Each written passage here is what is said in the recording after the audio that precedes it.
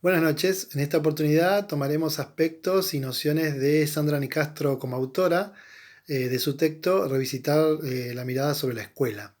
Seguramente lo desenvolveremos en dos encuentros, en dos videos.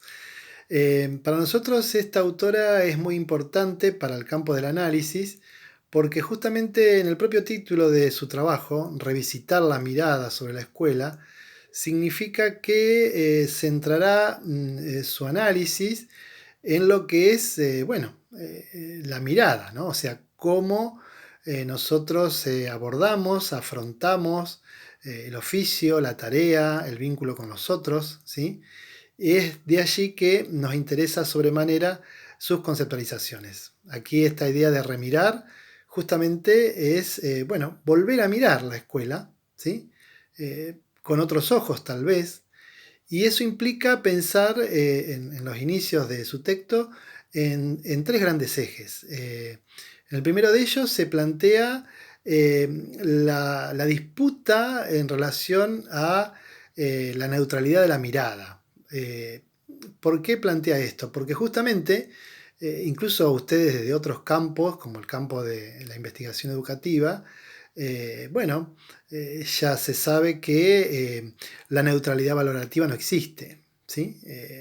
El tomar distancia o la objetividad en relación a el análisis e investigación de hechos sociales no existe. Entonces, aquí en este primer punto, Nicastro nos advierte acerca de, poner en cuestión esta supuesta neutralidad valorativa y en todo caso poder pensar, dice ella, en miradas cordiales o miradas eh, implicadas. Esto significa que justamente al ingresar a una institución, por más que tengamos todos los pruritos para intervenir o en las relaciones primeras, uno siempre se hace una idea acerca de esa escuela, ¿sí?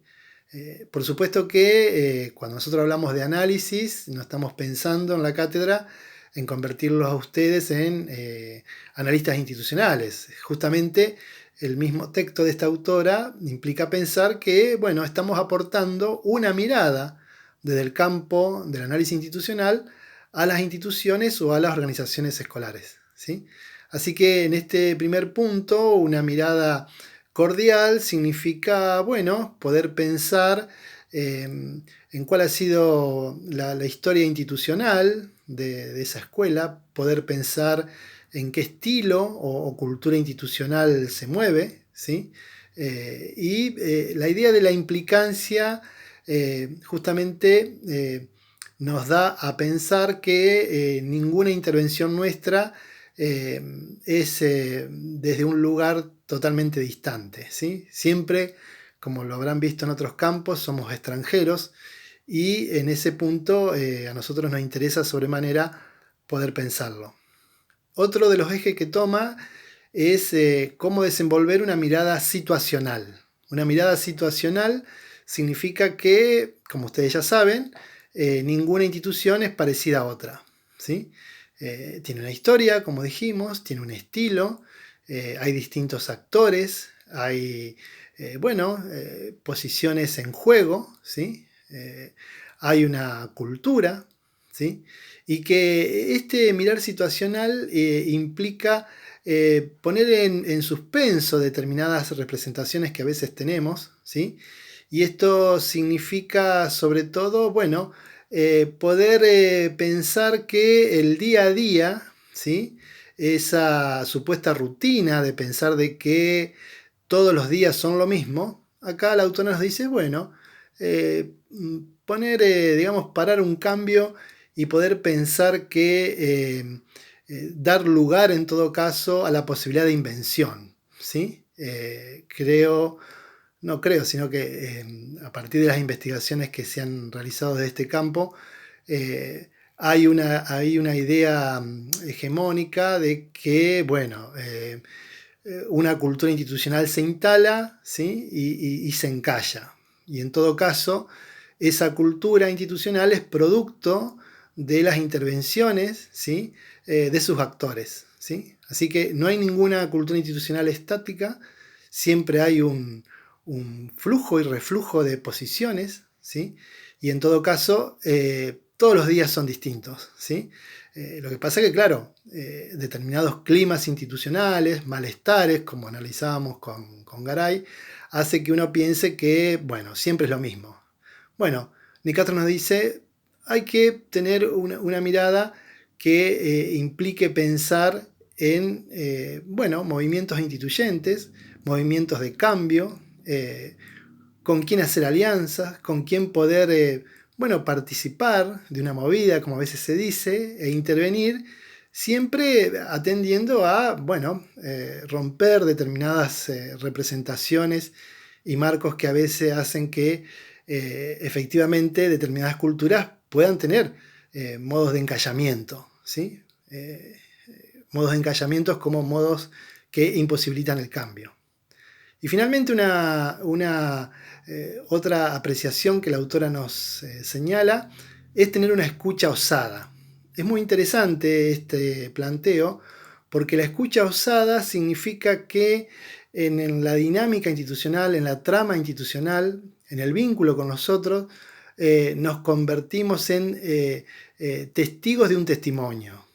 ¿Qué significa esto? Significa que muchas veces nos encontraremos con colegas, ¿sí?